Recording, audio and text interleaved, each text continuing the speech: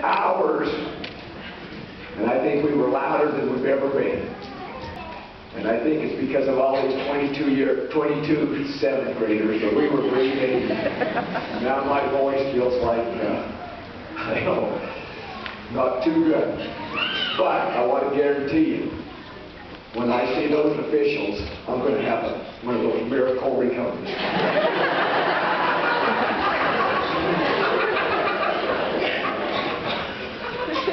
A couple of weeks ago, Coach Dayton and I were driving to practice, and we went past the elementary, out in front of the elementary, and there were about 33, 34 Pee-wee football players out there, all dressed out in black and orange. And we went a little farther, and we could see the junior high. I think there's 26 of them.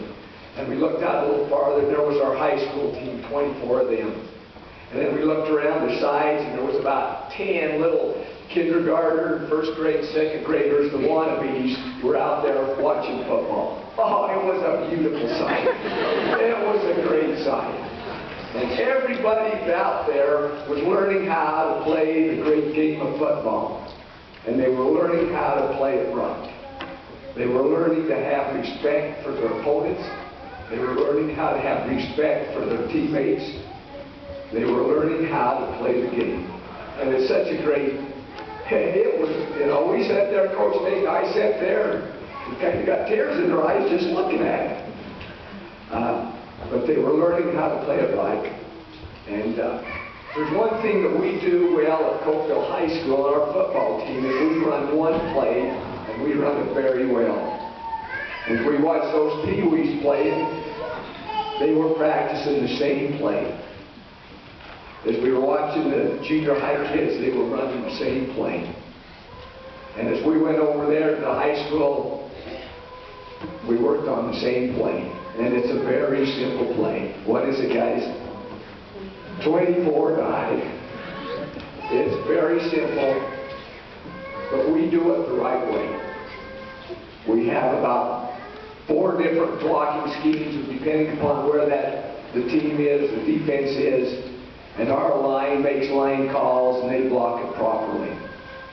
Our backs read what the line is doing, and they cut the right way most of the time. But that's what we're about, doing the small things right. We have a young man on our football team, and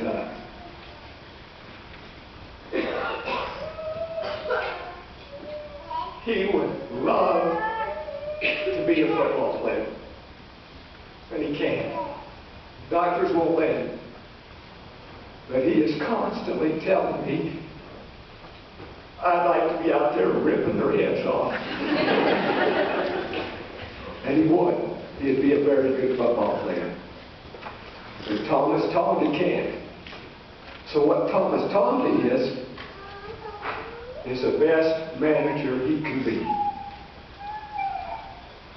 He goes out, before practice, he comes and sees me. And he'll say, Coach, what are we doing? And I'll tell him, and he'll have everything ready for us when we get there. He'll be ready. He'll be doing his job. As we go out, today we want to be like Thomas Tonga. We want to be able to do our job and do it right. We never quit practice without Thomas's teammates calling him over there and having him be part of the team. He leads them in their yell as they leave practice. We never leave practice without Thomas. Thomas has got other attributes. He's become a chauffeur. He can drive a golf cart just about as good as anybody I've seen. And Coach Nate has got several stories about Thomas.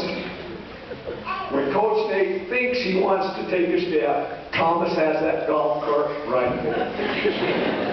The other night, they made a big circle around and pull it into the shed.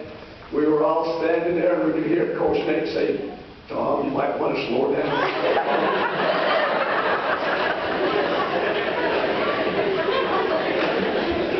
You get that? Boom. You can hear this crash as they get into the pole vault pit at the end of the pit, at the end of the garage.